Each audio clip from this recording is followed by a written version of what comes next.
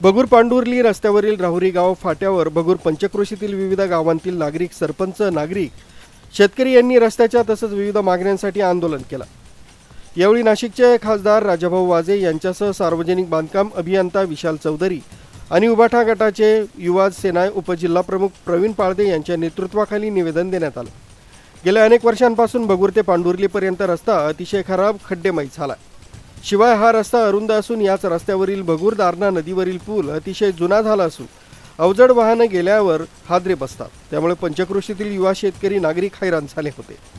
त्यातूनच सकाळी राहुरी फाट्यावर शेकडो विविध पक्षांचे पदाधिकारी व कार्यकर्ते, शेतकरी, नागरिक यांनी रस्त्यावर उतरून घोषणाबाजी केली। यावेळी खासदार राजाभाऊ वाजे यांनी निवेदन स्वीकारून सार्वजनिक बांधकाम विभाग अधिकारी यांच्याशी चर्चा केली आणि सांगितलं की बगूर पांडुर्ली रस्त्याची लवकरच डागडुजी सुरू करणार असून नाशिक कुंभमेळा सिंहस्थ निधीतून दारणा नदी पूल बांधला जाऊन बगूर ते पांडुर्ली रस्त्याचं रुंदीकरण आणि संपूर्ण कॉन्क्रिटीकरण रस्ता करण्यात येईल असं आश्वासन दिलं।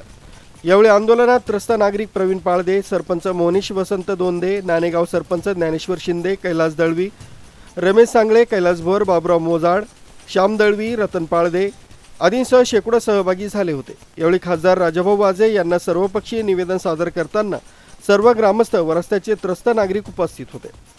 विनंती करण्यासाठी आलेलो की आपण आंदोलन केले, आपली जी मागणी आहे ती शासनापर्यंत पोहोचवण्याची जबाबदारी माझी आहे, ती मी पोहोचवेल।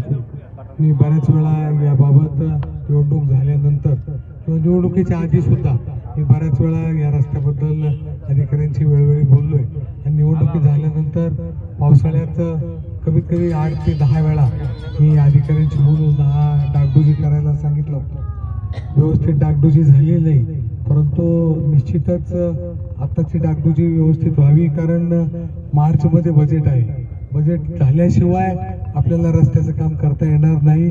आपण उगाच काहीतरी बोलण्यात अर्थ नाही, परंतु मी अधिकाऱ्यांना 100% सूचना करतो की कोणत्याही परिस्थितीत या बजेटमध्ये हा रस्ता आला पाहिजे आणि जे शेतकऱ्यांची मागणी की कॉन्क्रिटीकरण होऊन तो रुंदीकरण होऊन त्याच्या साईड पट्ट्या व्यवस्थित भरल्या गेल्या पाहिजेत, जेणेकरून शेतकऱ्यांची वाहनं खाली उतरताना वर येताना त्यांची अडचण होता कामा नये। अपघात होत आहेत, काही लोक आजही एक रुग्ण कोमामध्ये आहे। तर म्हणून माझी आपल्याला सक्त सूचना आहे की या आंदोलनाचा उपयोग हा दुरुपयोग न होता याचा उपयोग होऊन रस्ता व्यवस्थित झाला पाहिजे आणि पावसाळ्यापूर्वी संपूर्ण रस्ता नवीन झाला पाहिजे, याची आपण दक्षता घ्यावी। सर्व साधारण शेतकरी वर्ग या ठिकाणी आलेला आहे, युवक आलेले। हा कुठलाही राजकीय असा रस्ता रोको नाहीये, हा सर्व सामान्य शेतकऱ्यांचा रस्ता रोको आहे। आणि तुम्ही इथं चेहरे बघितले, PWDचे साहेब पण आलेले या ठिकाणी। इथं या लोकांचा इतका मोठा संताप आहे आणि वारंवार आंदोलन करून आम्ही स्वतः एक वर्षी 5-10 गाड्या टाकून या ठिकाणी रस्ता बनवला तात्पुरत्या स्वरूपात। तर याचा थेट परिणाम शेतकऱ्या होतो।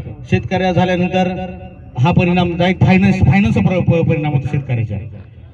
कारण की हा सर्व शेतकरी वापरणारा रस्ता आहे। मक्याचे ट्रॅक्टर आता चालू होणार नंतर, तर ते मक्याचे ट्रॅक्टर पलटी पण खूप होतात, इथं ऍक्सिडेंट होतो। तर हा रस्त्याची रुंदीकरण झालं पाहिजे आणि 2022 पर्यंत असा GR निघाले का सर्व रस्ते सिमेंटीकरण होणार। तर भाऊ, तुमच्या माध्यमातून हा रस्ता झाला पाहिजे असं सर्वांचं म्हणणं आहे। तुम्ही कशा पद्धती हा राज्य शासनाच्या अखत्यारीत येतो, पण तुम्ही कशा पद्धतीने